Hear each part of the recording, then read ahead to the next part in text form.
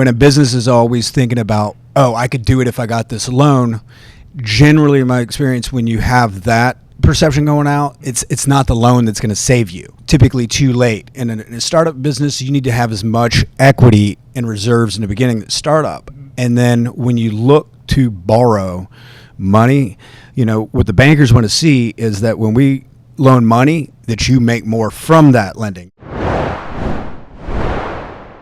Good morning. Morning. So we're at a little bit different venue now. We're not in our little hobbit hole. No, it is completely different. Glad to be outside of there. Yeah. So we're here at Golden Meals locally here in DeLand, which is really cool. Our first live event where we're recording in front of I've always wanted to say this, a studio audience. Yeah, we finally got the opportunity to do that. Yeah. So we have some local business owners here joining us, and we're going to be taking their questions at the end. So that's good. Let's jump into the episode. So 3 smart financial moves to accelerate small business growth. I know you have a lot of thoughts on this, and I have some too. So let's kind of break down these 3 points. All right, let's do it. And we prepared. This is like more proper than we normally do it, but we prepared more so we're not just bumbling idiots. Yeah. First one, make managing and monitoring cash flow a priority. Cash flow is one of the most important things on a business, because in my history of running a bank and seeing businesses that have accounts that we've lent to, cash flow is important to every single bank. And more businesses have gone over just from not managing cash flow, let alone from flows coming in. So, from the get-go, you've got to really look at the flow of when all your cash is coming in. How are you getting paid? Yes. Yeah. Extremely on your businesses. Whether you are retail and you've got merchant capture and, every day you're getting settlements from your card providers, or you're, like other people selling larger goods and services and you're waiting, you've already got your money outlaid in your product. And when it's coming in, you've really got to monitor the cash of each product and when it's coming in order to pay bills. What does the frequency look like? I guess it depends on the type of business you're in, but is that should you be looking at that daily, weekly, monthly? Oh, absolutely. Minimum weekly. Okay.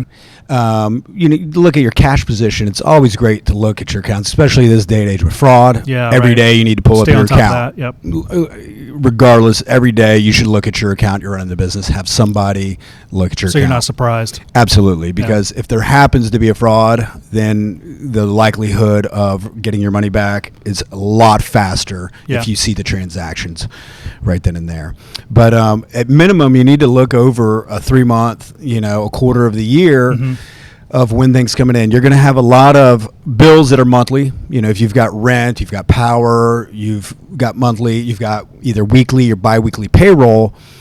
So your expenses, you're generally going to know what's going out. And then, as your income is coming in, you have to kind of match that and save it. And then, of course, you may have annual, semi-annual payments. And instinctively, you need to know right off the bat, if you've got insurance that, to make it easy, $6,000 a year, know that, hey, you had to net at least $500 to cover that insurance. So there's things that you... Whether you're saving it or paying once. Correct. Yeah, so you have on here, use a rolling forecast. Yeah, I suggest a minimum of 13 weeks, which is, you've got 26 weeks and half a year. So look at it quarterly and then matching how your next quarter goes and forecast out. Some businesses may want to go a little bit further. Some may want to, focus more narrowly on month. And as you're earlier, yes, you're looking at week to week. Right. Yeah. Yeah, I think the big point here is just making it a priority. Small business owners have to wear so many hats. It seems like every day there's a new hat put on your head. Yeah, all day long you'll see some businesses start up that are doing really well, but they're new to it. And wait a second, I didn't accrue. I didn't set aside money for taxes. I didn't set aside money for this. And and it is hard. You may see that you brought in $100,000 that month in sales, but did you really net it? Your net income on that? There's stuff that was owed and correct. It could have been 6 months. So you really have to know your numbers and cash flows. And I've seen more businesses go down that were legitimate, profitable businesses because of cash flow. Well, you make a good point. When people start a business, everything is new and fresh and high priority and energy's up, quite frankly. But as things start to roll into year 2, year 3, or 4, you can start to get complacent on different things that are, different aspects of your business, and partly because you're creating systems and handing it off to other people. Yeah. And cash flow is just not one of those things. You're focused on your money at the beginning because it's new and you want to make sure the money's in your account, how it's coming in and out of your account. But as things go on, that has to be a really high priority as well. Yeah. And, what's another thing to go into is the use of debt and how to use debt. Yeah. And, when a business is always thinking about, oh, I could do it if I got this loan, generally in my experience, when you have that perception going out, it's not the loan that's going to save you. That's right. Then it's typically too late. And in a startup business, you need to have as much equity and reserves in the beginning that startup. And then when you look to borrow money, what the bankers want to see is that when we loan money, that you make more from that lending. So yes, that is the key. If it's not going to make more money, if you're not going to go to the bank and say, I have this equipment, it is going to improve my efficiency by X, which will give me correct, then right there. And when you are taking on debt, something for a piece of equipment, people will look at they'll look at the cash flow, but you've got to pay it down over the life of the equipment. Know that equipment's going to have maintenance. If it's useful life on that equipment is it's only going to last 10 years, well, really you should have that debt paid off by 7. Yes. And get it paid off, because that equipment's going to go out. You're going to need new ones, and that was the cost of doing business. I think sometimes the situation dictates the emotion, when you're there, and it could be a positive thing where you feel like, hey, I see this opportunity in the market. If I just go get a line of credit, I can take however much money and take care and take advantage of this opportunity. That's a positive way. The other side is you're behind and you take out some debt to keep up. There's all situations in between. Yeah, I think the emotions can get in the way there and cloud your judgment in terms of having a plan of what that loan's going to do for you. No, it really can. And you see a lot of people come in and, they want to have that line of credit and availability, but also, that line of credit needs to fuel and be paid off immediately. And that's the thing that I see all too often is people will get a line of credit and then very quickly it's up to the top of that line of credit on the high end. And they're used to, I'm running my business that. Yeah. A line of credit, you use it temporarily to get better pricing, and then you pay it down as quickly as possible once you sold those products. Yeah. And you really need to monitor that line of credit go up and down with your sale. If you've got a line of credit and it's extended out, past 70% of that balance throughout the whole year, then you're using that line of credit wrong, and you need to term that out. Or your bank, next time that comes up at renewal, is going to be like, okay, this line of credit's not used and managed. Now you need to pay that down over a 3-year period. Right. So you always need to be cognizant. So I know it varies from business to business because Very there's much. all kinds of types of businesses doing different things with money and debt. But I'm curious your thoughts on the difference between a line of credit and cash reserve. We're getting into cash reserves next, but how do you utilize a line of credit how would you do that differently than you would maybe just tapping into the cash you have in your bank? Well, the cash that you have saved up, when you're using that, at least when you spend that, you don't owe anybody interest. Right. It's not clearing. It's right. It's done. Now you spilled up, so you don't have any more future promises. So you've got that off your chest. Line of credit, where I think about where a line of credit, and a lot of it's kind of used as in a retail section, kind of for inventory. Inventory, and as that inventory comes down because you already bought bunks and you pay it off. So it's a cash flow. Correct. Okay. That's the best use. Or you've got a line of credit, for that, if that one unexpected activity that happens. But if your business is constantly using that line of credit at the high, then you really need to restructure your business and take another look at it. Yeah. Okay. All right. So jumping into cash reserves. Yes. What would you how would you kind of guide someone and how to think about how much cash to have in the bank for what purpose? Well, when you're early on startup, you obviously need more. I mean, you need to go in at least 6 months of knowing your standard monthly because fixed you don't have costs. sustainable revenue. You don't. Yeah. And as you get better and you have more historical and you can see the reliability and you can see returning customers and you've got some metrics, you can increase that level in reliance in historical. But Right. you don't want to put yourself in a position early on where one mistake and now you're done. Right. Yeah, I mean, And then debt, when they mix, for a healthy business, you always want to keep your payments really under 15 to 20% of your earnings. Okay. You don't want it to be taking too much. And on the commercial side, lenders, they look at debt service coverages, and the typical ratio that everybody falls on is 1.25. So if Right. you owe $100,000 a year worth of interest and payments, at minimum, your net income needs to be greater than $125,000. right. Okay, that's Yeah. a good rule of thumb. That kind of takes us back to cash flow in a way. And I wanted to mention, so I worked with this one client, and I think I maybe mentioned this once on the podcast before, but where she does consulting for ophthalmology practices. So she'll go in and train techs and admins all over the country. And, she was having a hard time in her business where cash was tight and sales had dropped.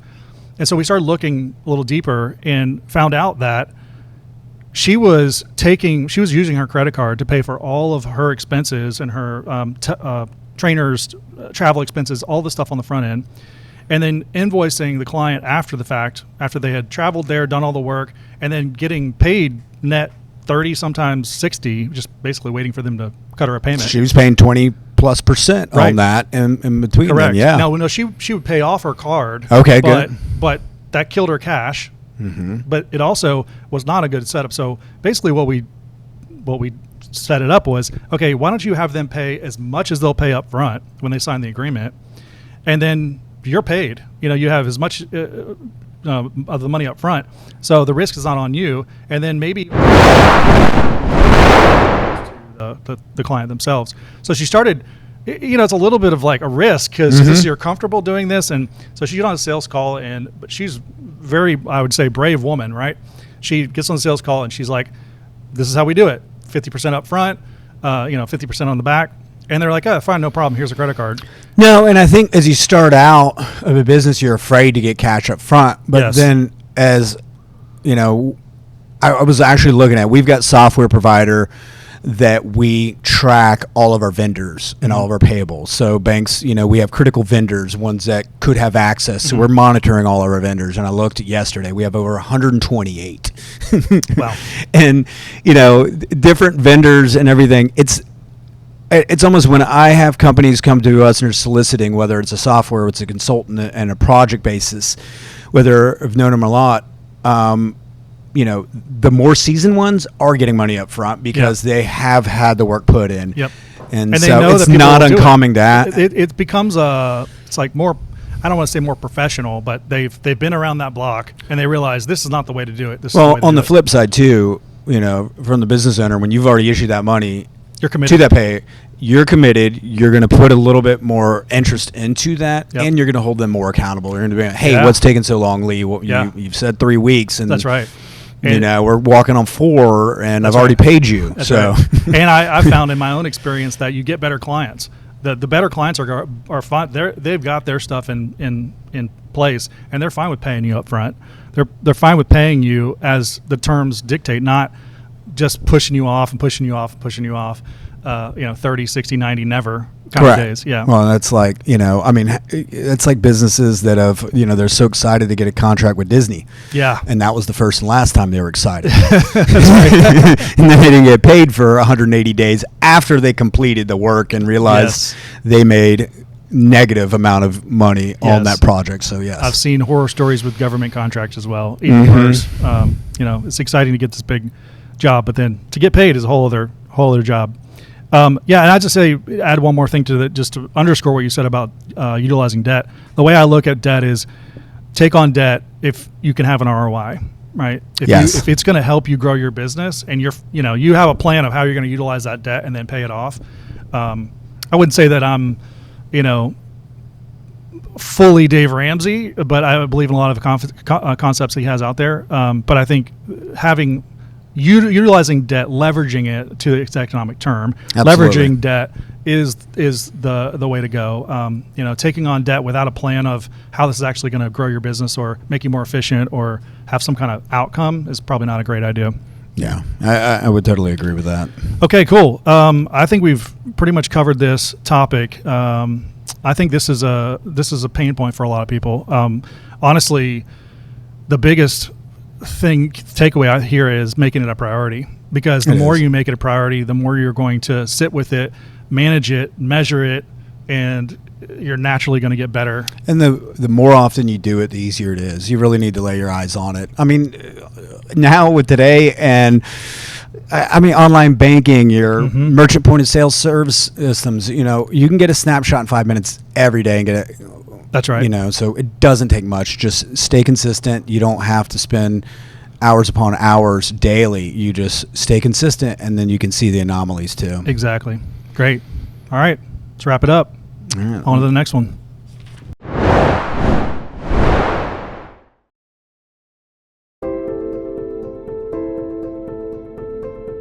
Equipment could be a very good time to take on debt. And, since we're kind of, in this setting, so I'm thinking, and I'm a little bit familiar with the land natural market that's been here for years and things like that. What's amazing is like they have a great, unbelievable commercial kitchen.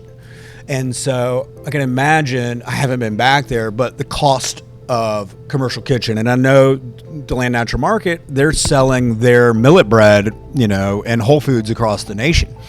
So, equipment, I'm sure like that they were speed production, time, you would tailor it and pay it down and make sure that, if the useful life of the equipment is 10 years, then, amortize that debt less than that so you paid it off. So equipment can be a good time.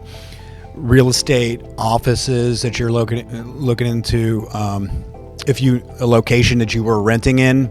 And that is what you see a lot of. Startup was renting a location, and now they've been there a few years. They've saved some money, and now to double up on the offices, why don't I own the real estate too? Because I'm already paying the rent to my office setting. So that's a good way for a professional to diversify their assets at the same time. If you're accounting, financial advisor, anything in an office setting, that would be a good thing that didn't directly impact your business because you didn't need that for, let's say, your therapist.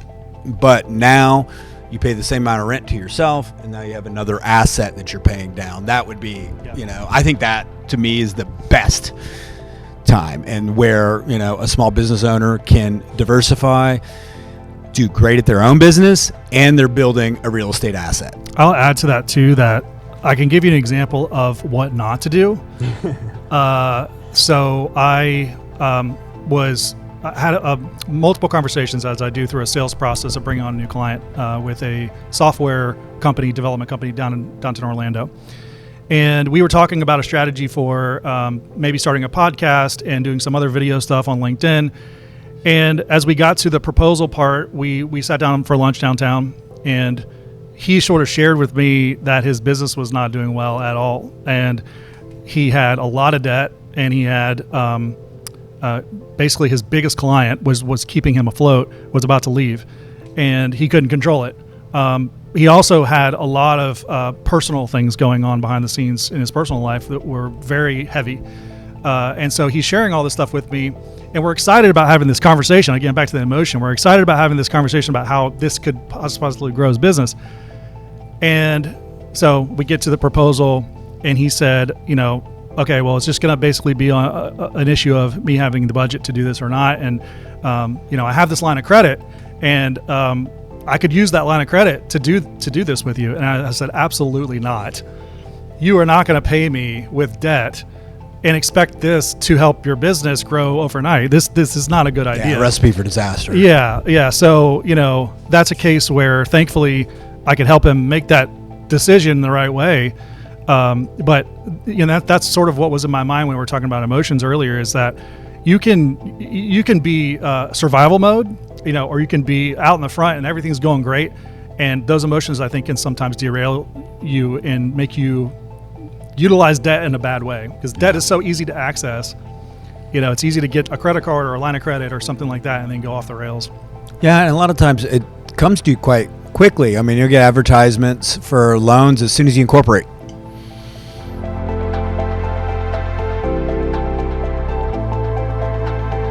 So, you're right. A lot of business owners, they run around with their chicken with their heads cut off, and I wasn't immune to that either. But, your cash flow, I mean, that's paramount.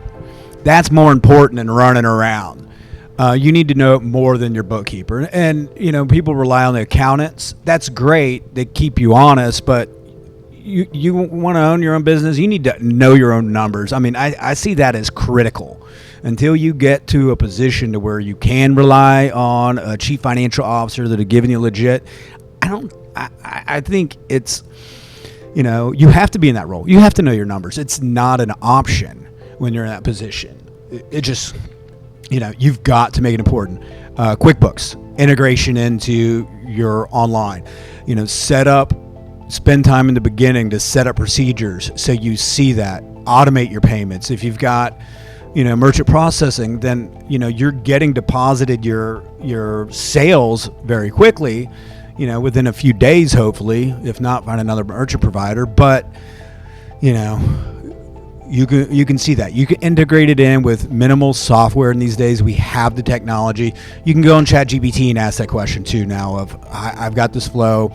I have these 3 points of the way I get money. How do I manage it? And, work through that. It's not that difficult. You just have to sit down and do it. And it's critical. Yeah, that would be my answer too, is sort of the same. And that it sounds cliche, but it really is a lot of times time management and prioritizing. Let me know if you find a good accountant, by the way, because we're still looking for that. But the fact is, and what we've learned is, the fact is, no one cares about your business like you do. They don't. And so you have to get in front of your priorities. You have to put those priorities in place and protect them. I mean, when it comes down, that's even like attorneys. I mean, a little bank, we have, I think, 7 attorneys on retainers throughout the U.S. and things, and they all have their different specialties in banking and everything. But when it comes down to something, and if I have to go in front of the FDIC, I don't let my attorney talk. I talk. I know the bank better than he does. And so, ultimately you need to be the guiding light of your business. Yeah, it's good.